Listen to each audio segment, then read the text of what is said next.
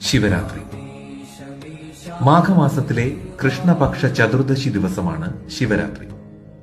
ദേവന്മാരും അസുരന്മാരും ചേർന്ന് അമൃതിനു വേണ്ടി പാലാഴി കടഞ്ഞപ്പോൾ വാസുകി സർപ്പത്തിൽ നിന്ന് പുറത്തു വന്ന കാളകൂട വിഷത്തെ ലോക നന്മയ്ക്കു വേണ്ടി മഹാദേവൻ കുടിച്ചു. ആ വിഷം ഭഗവാനെ ബാധിക്കാതിരിക്കാൻ ഭഗവാന്റെ കണ്ഠം പൊത്തിപ്പിടിച്ച് പാർവതി ദേവിയും ഉറക്കമൊഴിച്ച് മറ്റെല്ലാ ദേവകളും പ്രാർത്ഥിച്ചു എന്നാണ് ഐതിഹ്യം. അതിന്റെ സ്മരണയ്ക്കാണ് ശിവരാത്രി ദിവസം ഭക്തജനങ്ങൾ ഉറക്കമിളച്ചിരുന്ന് ശിവസ്തുതി ചൊല്ലുകയും പ്രാർത്ഥിക്കുകയും ഒക്കെ ചെയ്യുന്നത്. ശിവരാത്രി ദിവസം ശിവാലയ ക്ഷേത്രങ്ങളിൽ 4 യാമപൂജകൾ ഉണ്ടായിരിക്കും.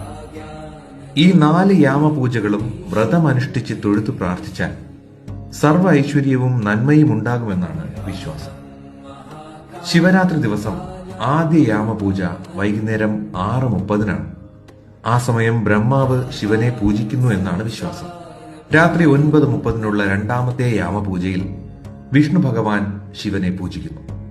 അർദ്ധരാത്രി 12:30 മൂന്നാമത്തെ യാമപൂജയിൽ ദേവി ശിവനെ പൂജിക്കുന്നതായും രാവിലെ 3 മണിക്കുള്ള 4ാം യാമപൂജയിൽ ദേവന്മാർ, മഹർഷിമാർ തുടങ്ങിയ സമസ്ത ജീവരാശികളും ഭഗവാനെ പൂജിക്കുന്നു. ഈ പൂജകളിൽ പങ്കെടുത്ത് പ്രാർത്ഥിച്ചാൽ സർവൈശ്വര്യവും ഉണ്ടാകുമെന്നാണ് വിശ്വാസം.